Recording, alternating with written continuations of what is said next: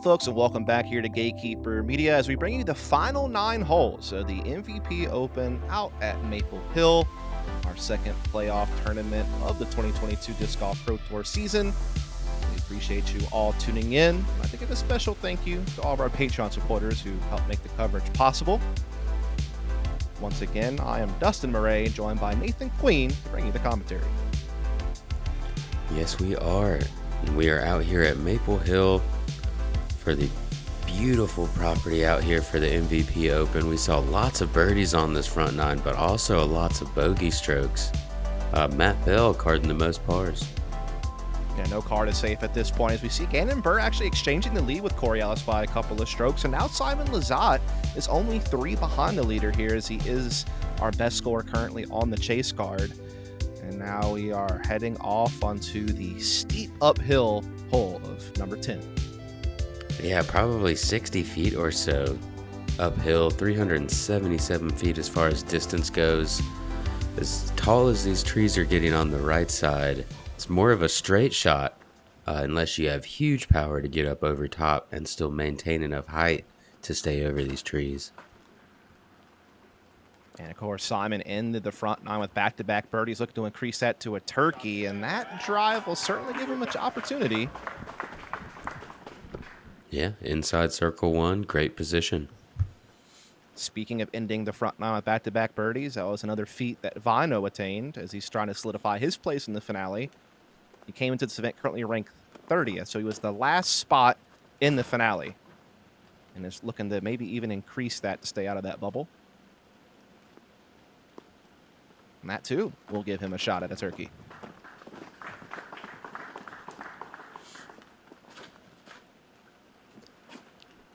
Ben Callaway having a bit of an up and down round. Had a 3 bogey stretch in a row at one point. Has fought his way back to under par now. Yeah, and he is 2 spots off of the play-in, currently ranked 38th. So needs to try to at least get to number 36 to try to get to that play-in for the finale. Otherwise, his season will be over outside of the USDGC next week. And it looks like he ended up catching one of those Christmas trees over on the right side. Does drop down into the fairway, though.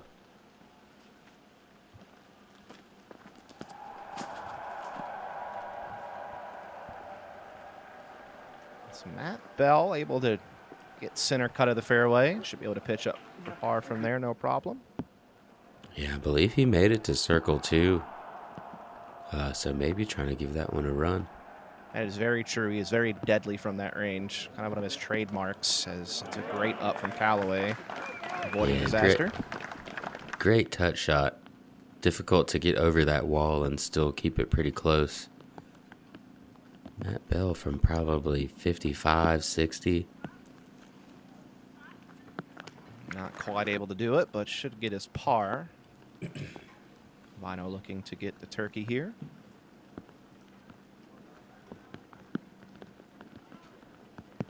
We did have some rain, but it was pretty light, so it didn't really impact play. It certainly won't stop that one, as Väinö will indeed hit 3 in a row. For the second time this round, as he had a stretch of 4 in a row, getting 2 through 5 earlier on. Indeed, at this rate, he is going to be well into our finale. He's certainly been one of the most successful European players on tour this year, particularly in MPO. Oh. Simon. You know, gotta fix those a little bit. Never know. Little chain adjustment there. Pulling some acrobatics, jumping up over the wall, and capitalizes with the birdie and a turkey of his own, moving to 5 down on the round. Gonna stay 1 stroke in front of Väinö. Yeah, he's now in 5th position, so making a good push here on his home turf, as I believe he would probably call this his home course nowadays. Been living in Massachusetts for several years at this point.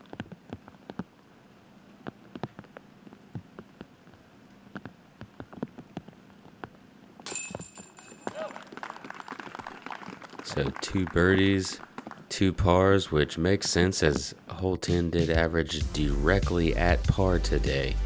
Moving into hole 11, one of my favorites on the course, as you see the trees just starting to turn a bit colorful here moving into fall. 804 feet, got to get out there. 450, close to 500 if you really want a good chance to hit this second gap. Less wind today, so maybe less opportunity to turn over into the woods like we've seen those first couple rounds. Yeah, it takes a little over 350 feet to kind of clear this first bit of trees to get to the landing zone. Someone was really optimistic about it getting in the hole, but that was a good shot. It was, and seemed to get a little bit unfortunate of a rollback to underneath that tree, but an absolute smash from Simon Lizotte here. Yeah, I believe that tree line he kind of got to right there is about 515 feet from the tee, and obviously this is a pretty downhill shot, but still good distance on that. Yeah, and was going to go farther had it not got caught up.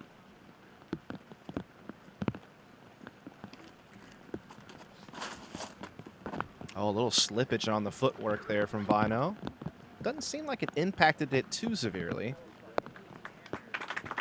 Yeah, didn't quite get the stand-up he was looking for. And he may have a swing in there. It's kind of up in the air whether or not you get a good lie around these Christmas trees. It's a nice pushing hyzer here from Callaway. It's a dead straight look for the most part. Yeah, that roll to the left's going to cause him yeah. a little bit of issue, but still a great shot. That's one of the things about those open holes out here. Even though you do land out in the open and may not be directly beside one of these firs, just having one of them in front of you really alters your line where you're not able to throw straight. Bringing in more angles brings in more mistakes. But this one sneaks through pretty well. He looks to be inside circle 2.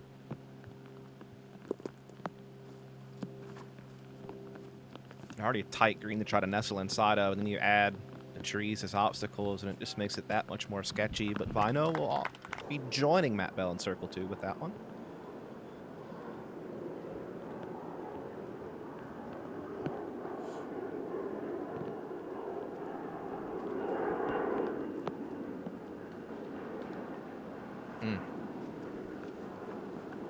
Yeah, and having to get a bit uncomfortable with that forehand, not something we see Ben throw very often, just because of that little bit of skip off to the left.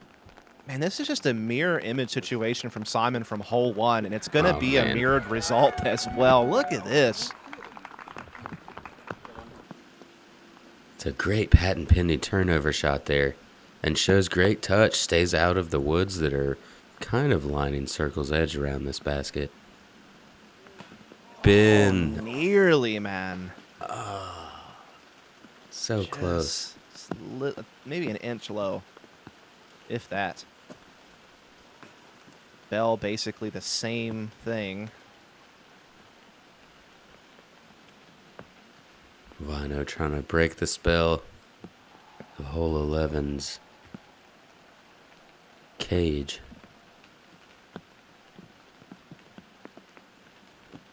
Even lower, unfortunately.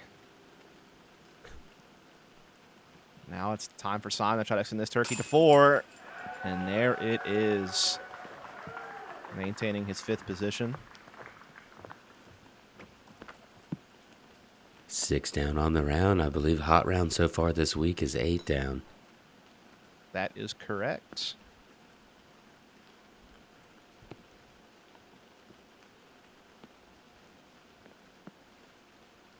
As Väinö looking to tap in par here to maintain that 4 down round. Ben and Matt also. This hole had 24 players get the birdie. That's 30% of the field. So averaged pretty far under par as far as this course goes at a 3.81.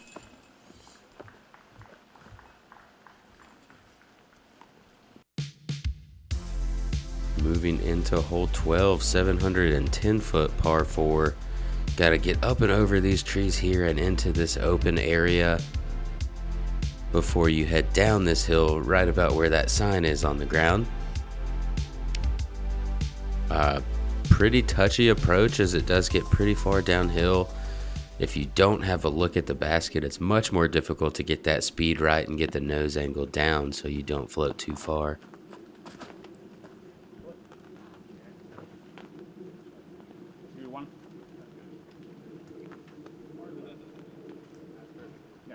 Dude. That is... So the mouth of the gap that you see right now, just there, is 475 from the tee. So Simon threw past that a good 10 to 15 feet at least. Yeah, and this is uphill also, so that's playing farther than that. Plus, these trees on the right-hand side are much taller than previous years, and the tee has been backed up about 30 or 40 feet since last year as well, so makes a shot even more technical than it was before. As Väinö also gets a good rip there, a little bit more away from the mouth, though. Also, you mentioned 8 was the hot round of the tournament so far, and Simon Lizotte's actually the one who holds that, alongside Corey Ellis and Väinö Mäkelä. As Simon actually started this tournament 2 over par after round 1, has marched all the way to 5th. That is a pretty big move. Yeah, that's incredible stuff. Being over par is never a great feeling, but it does help when, I guess, probably half the field or so was after the first round. Oh, yeah, it was mega windy. I think, the hot round that day was 5 under. That was Raven Newsom, if I remember correctly. Yes, it was. Another North Carolina player. Yeah, but most people were just barely under par. So, here we get to some approaches.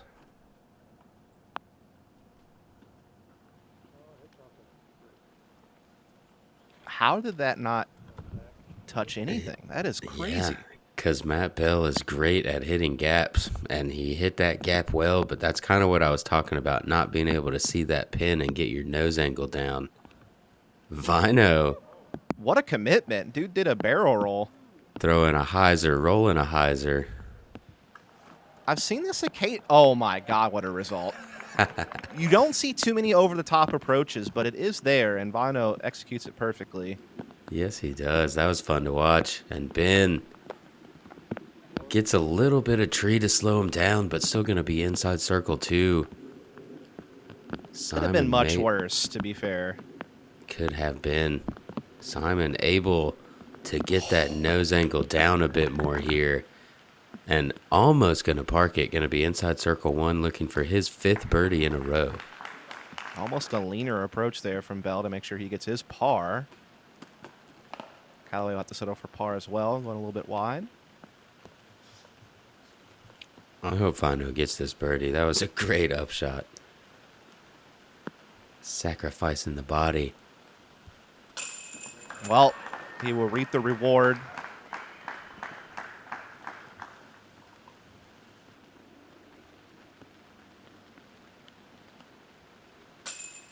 Oh, Ben wide right will be taking a bogey on this hole. He was starting to, get his groove going. That's going to put him to a halt. Here's Simon for 5 in a row. Hands it. Count it. And now he's tied for the lead. Oh, man. Yeah, Chase Card started the round 4 strokes back, maybe 5. Yeah, I think Callaway was 4 back. I think Simon was 6 back. Yes. He was 6 under. Ellis was 12 under. So 6 back. See if he can keep it up after a break. My name's Garrett Gerthy. People may know me as Double G, and I've been making Double G craft jerky since I was 16 years old. When I have Double G's craft jerky and I pull it out of my bag during a round, the first thing anyone asks is that Double G's craft jerky? And I always bring the big bag because I know I'm gonna have to share it. I'm a big fan of beef jerky, and I have to say that Double G beef jerky is absolutely my favorite I've ever found. I'm always looking forward to digging my hand in my next bag of Double G craft jerky. You can find Double G craft jerky at doublegjerky.com.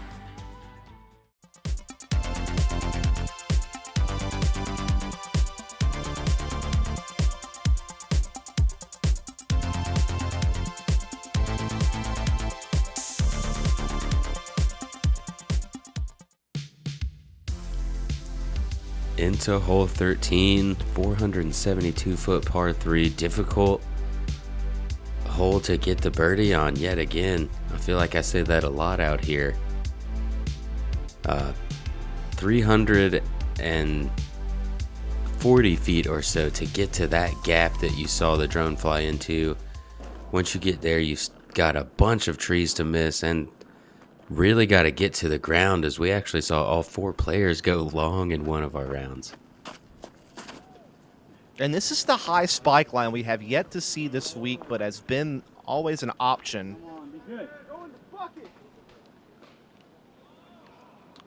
Where? I'm not sure where that landed. Yeah, not quite sure where that landed. But the winds are down today, so it does make that play much more of an option. Väinö looks like he's going to go back to the straightforward play. Just carrying left quite a bit, though. That was probably a great tree to stop him. Definitely. As speed control becomes a big issue on this hole. I think, yesterday we had all 4 players going way down the hill. Yeah, which you typically don't see, even though speed control is an issue. There's just so many trees you have to hit late. Right. As Bell kind of put himself in that circle 2 territory yet again. A little too much turn on this one. Might still have something. Bell just looking for the layup play there, but catches something early and definitely going to have much more of a tester than he's looking for par.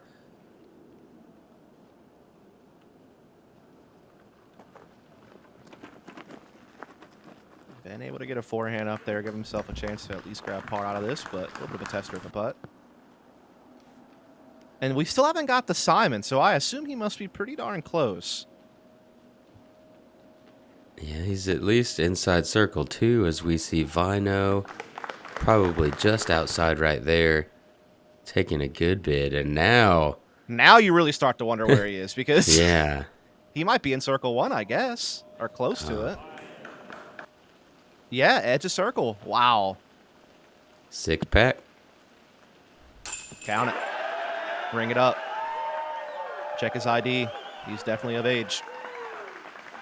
As he ties his own hot round for the weekend, only through 13 holes so far.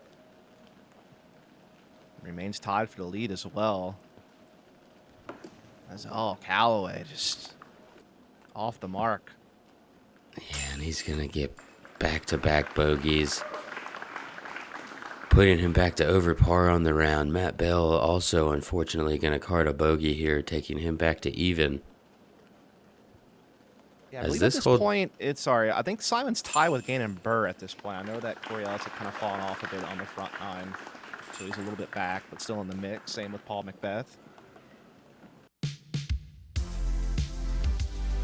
And moving into hole 14, 440-foot par 3, another water carry pretty much the entire shot. Really got to trust it out over the water if you don't want to end up in that tree line on the left and basically laying up or running a very scary putt that can turn into a quick bogey.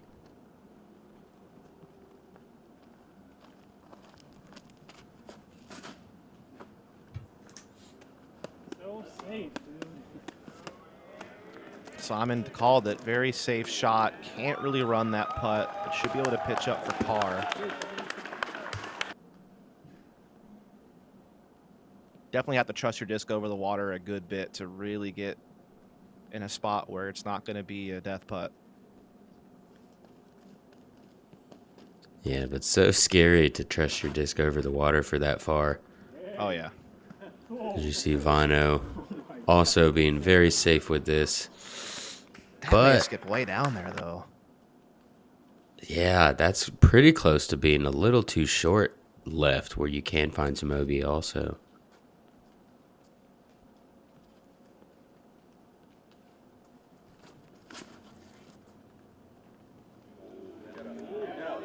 This one's got a little more trust on it. And that's circle 1. Great shot from Matt Bell, looking to bounce back after that bogey on 13. This is a hole where you feel like Ben really needs to stop the bleeding again. He is on the bubble for the play-in. Needs to get a good finish here and try to get those points. That needs to just fade more quickly. Oh. Unfortunately, not quite high enough. Gonna have to throw from this drop zone out here. Again, trusting it over the water. And can't do that drop zone much better. But still not the hole he's looking for. I actually didn't carry down that hill as far as I thought he might have, so able to very easily pitch up. Oh, and Simon does have a chance to run this. I like the choice. That's a very nose down, high bid, very safe way to try to go for it. Yeah, kind of the similar putt that we saw on hole 5. As Matt Bell is able to connect for birdie, get that bounce back stat, 1 under. Moving him back inside that top 10 or tied for 9th.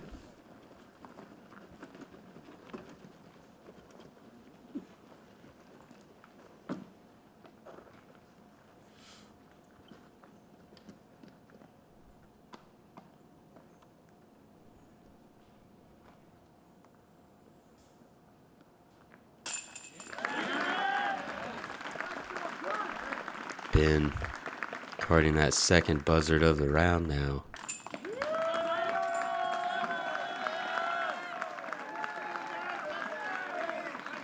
Not quite the 8 holes, but hole 14 trying to give these players a good show also, showing them the appreciation for being out here before they move into hole 15 where there is quite a few less spectators. So you're back in the woods, 322 feet, straight shot. Some room to flex one off to the right side, or as we saw Gannon do, there's some room to flex one down the middle. And this is a beauty from Matt Bell, tracking the basket for a moment there. It's up near the bullseye, and just a little bit of an update here. At this point, Ellis did birdie 14, so he's only 1 stroke back of Simon, who is still tied with Gannon Burr.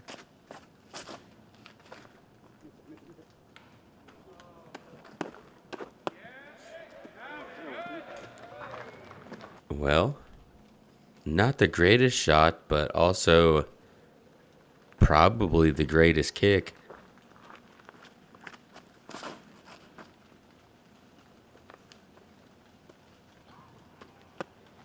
Solid effort from Väinö. We'll get him in circle 1 for the birdie.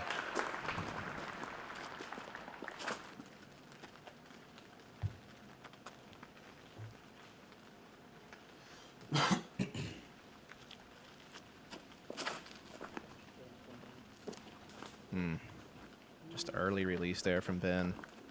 Yeah, and kind of caught a little disc slide off of a branch there, giving him a pretty far flare off to the left.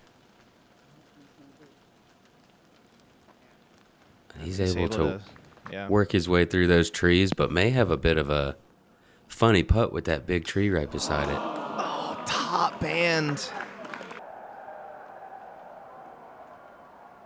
That birdie could have maybe put him out front solo, depending on how the rest of the lead car plays out this hole in a few moments. Ooh, is Väinö just able to get that one to stick on the right side. Moves him to 6 down for the round, tied for 6th place.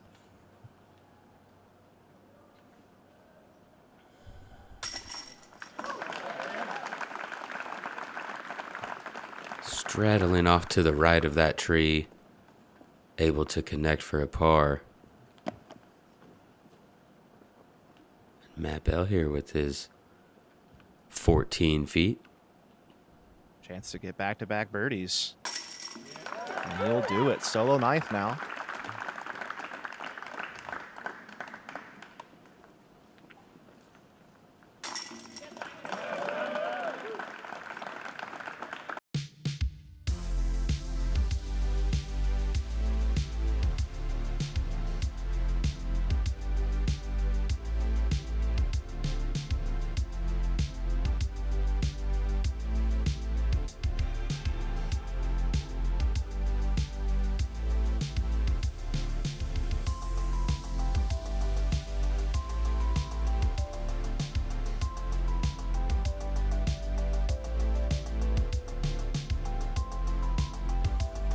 hole 16, another long straight par 3, playing downhill this time.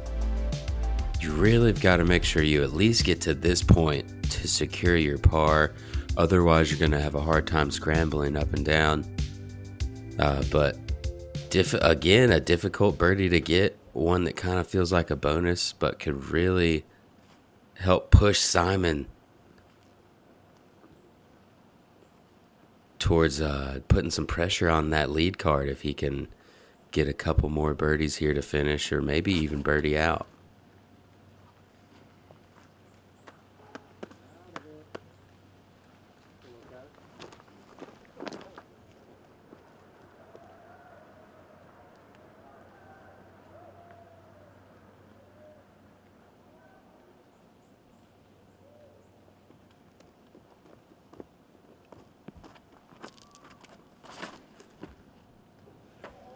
Just a little right, just by a couple of feet from Väinö there.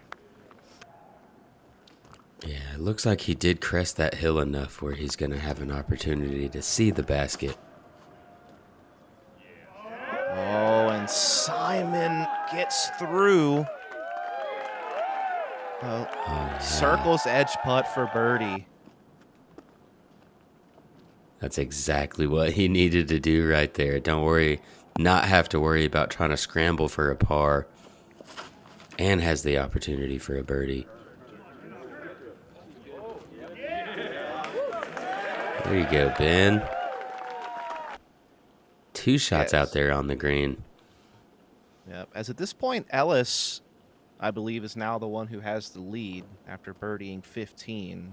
So Simon tied, I think, with Gannon in second, or it's one combination of those 3 players, but a birdie here for Simon can get him back potentially into the lead. Yeah, and Linus also making a push at this point. Exactly. He is also birdied 14 and 15.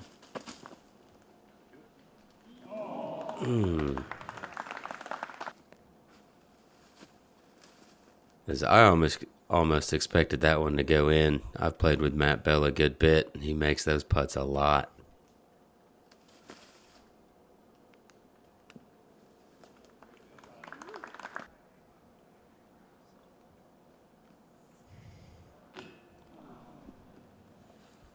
And Ben seems to have caught a little bit of hitch in his putt these last few holes. Simon, though, gonna card the birdie on hole 16. Beautifully done. And that is going to put him back in that tie for the lead at 15 under par. He knew it too, and what a clutch birdie on a hole that averages over par, 5th most difficult on the course today. Callaway grabbing a couple of pars here. Keep him in the top 20, near the top 15. Matt Bell trying to stay in the top 10. That par will help him do it.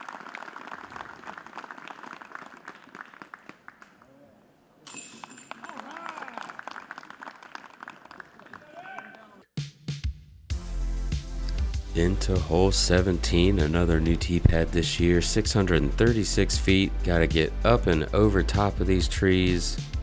About 420 feet to get all the way out into the short grass.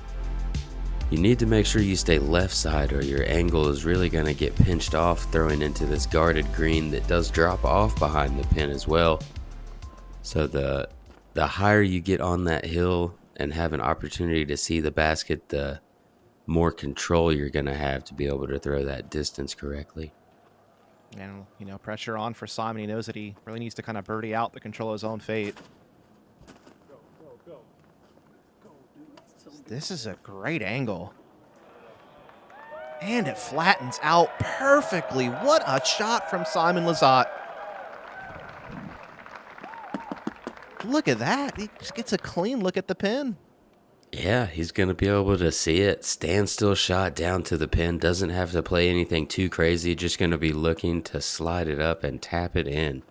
That might be the best shot we've seen off this tee on coverage, at least for Chase Card and Feature Card Day 1. And Matt Bell liked the angle. Gonna give it that same flight. Not quite the distance, though, but gonna be in a great position.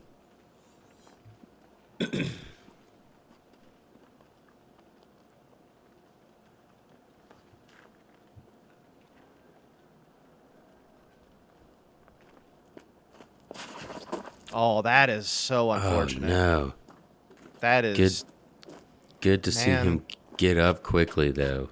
That could have been a lot more unfortunate and an injury there.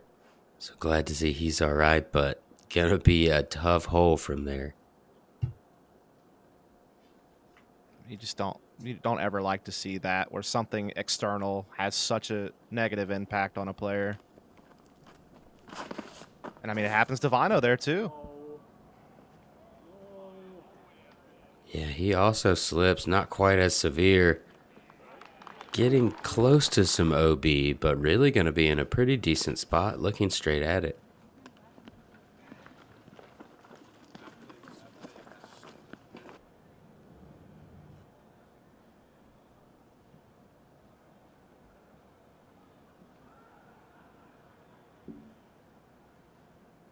Definitely going to be looking to card this birdie and bounce back from the bogey on hole 16. This looks to be a good shot. Oh, what a great hit on the stand, and it settles near the bullseye.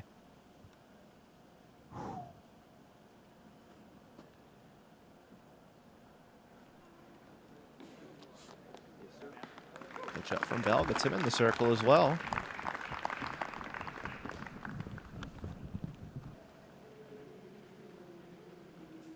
And yeah, basically just a putt approach from Simon. He did such great work off the tee, and that would be a stress-free birdie. Keep him tied up for the lead. Yeah, absolutely what he needed right there. Has been. Shows some nice touch there to get up and down, but going to be a bogey for him. Great putt from three Matt down Bell. to the last four. Yeah, dude. Putting together quite the performance here on the back half of the course. Yeah, trying to maintain that top 10 finish. Would be one of his best on tour this year. So could be huge as there is the birdie from Simon, back to back. Keeps a share of the lead, going into 18.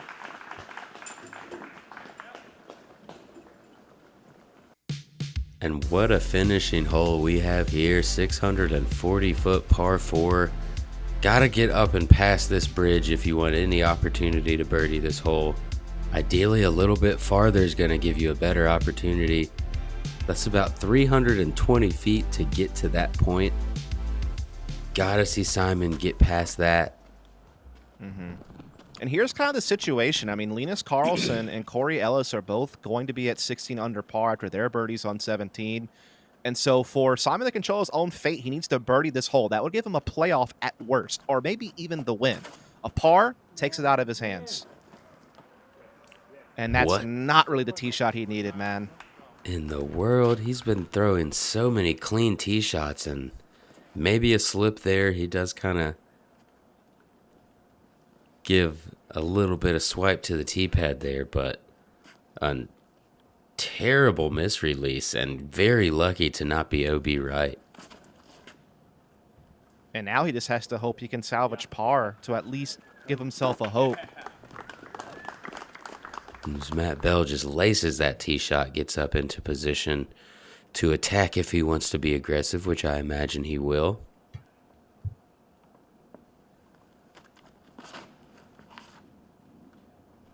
Oh, this is a beautiful slow turning shot from Väinö.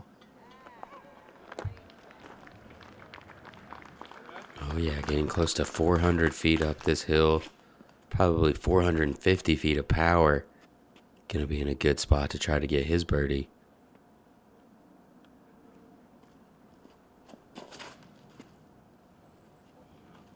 Oh yeah.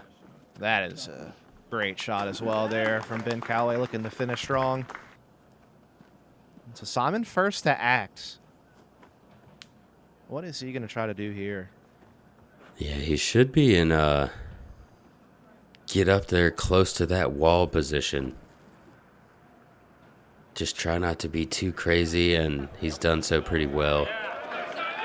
He's getting himself a great chance to at least grab the par, which means his fate won't be in his own hands per se, but still has a chance to be in a playoff or better, depending on how the others at 16 underperform on 18. Yeah, and going in 6 strokes back, I'm not sure that's something that he would have really been thinking about coming into this. Clearly, you always give yourself a chance to win, but realistically, that's not something I think he was looking for. Just trying to put that hot round out and see what happens.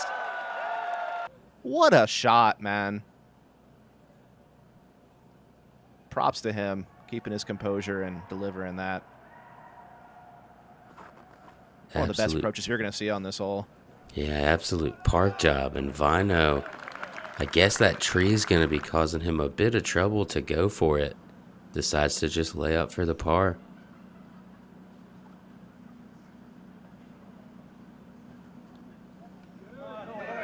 That's exactly what he needed. Nothing crazy. Has it up there for the tap-in. Now Simon's going to play a waiting game in the clubhouse.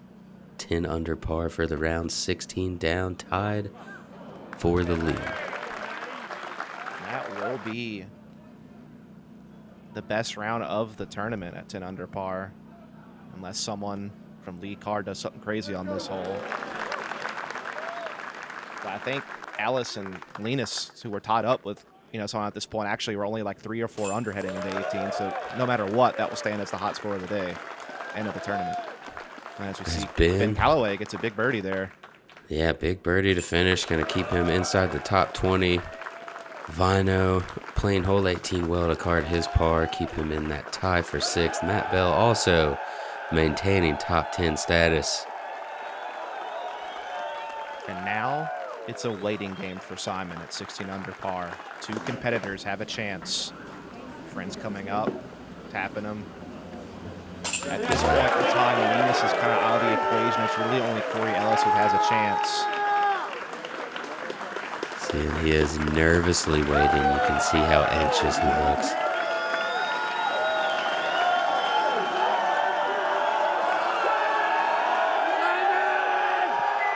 And now he's found a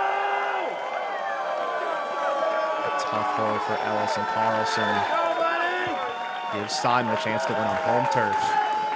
His 4th of the year.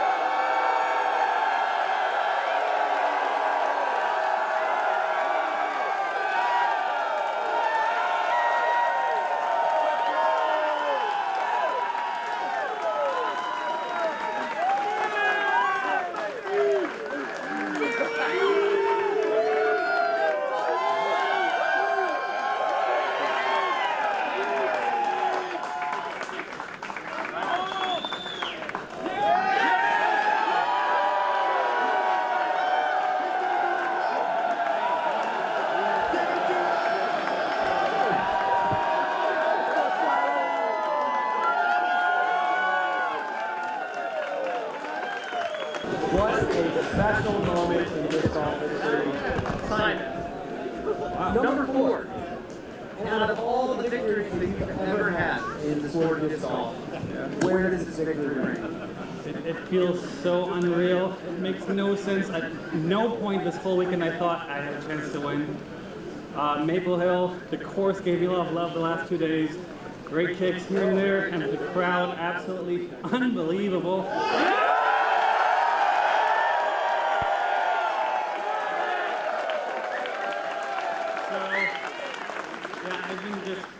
In that house, little hut behind us, just shaking for the last 20, 30 minutes. And I got lost for words. I can't believe it. It's crazy. Just crazy. Well, it's time to the tournament hole or round 1.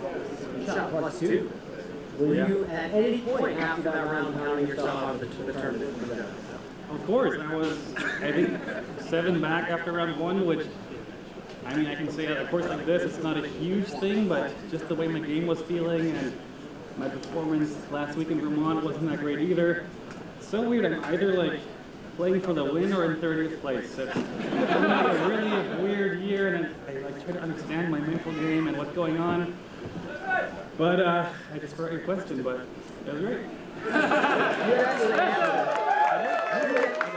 Let's jump fast forward to today. Obviously, you shot a phenomenal 10 down final round. Best ever. And We're my best. you said earlier you don't really practice the golden course too often when you come out here. You like mid-range, not the drivers, but talk about how you're feeling out there today. Yeah. Incredible round. I mean, I was just cruising, really, just feeling the vibes 100%. And on a course like this, I mean, round 1 I shot +2, and then round 2 I shot 8 under. But my throws weren't much better. I just got kind of the better breaks here and there, and that's unfortunately or fortunately part of the game. That every inch, how you hit the trees or how you hit the roots on the bottom can make such a huge difference, especially on a course like this with the distance and the OB everywhere. So I really got the hometown love of the course.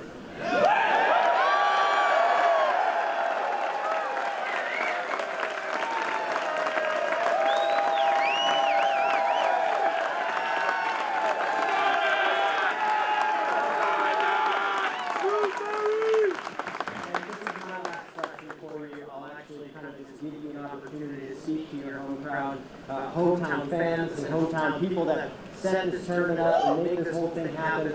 Let it rip. Yeah, 100% the team, the staff, the volunteers, best spotters we've had all year. Like, I had 0 backups all weekend, which on this course is absolutely insane. And obviously the Pro Tour has put on a show the entire year. It's so fun competing nowadays. Steve Dodge, local legend, of course, helps me with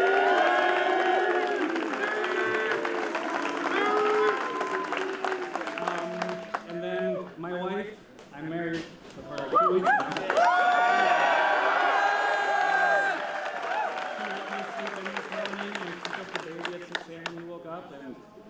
I was very happy because usually when I'm home I get the morning duty, but for this weekend she let me sleep. So thanks for telling it, and hopefully the baby and she will show up in like 30 minutes. Jump in the boat!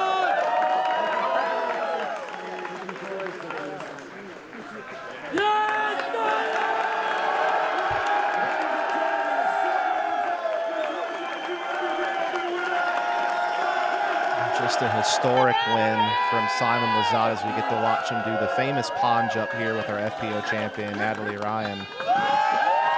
4 wins this year. He now puts himself in the Player of the Year argument all of a sudden, Ricky Wysocki and Paul Macbeth. And just an incredible feat. This is only the 3rd time in Elite Series history that a player has come back from a 6 or more stroke deficit and won the tournament. It's also the first time since 2020, so 2 years ago, that someone has come back and won from the chase card, the last time being Eel McMahon at Idlewild. So just crazy stuff. And so awesome to watch. Happens at our 2nd ever playoff event in the 1st season of playoffs in the Disc Golf Pro Tour.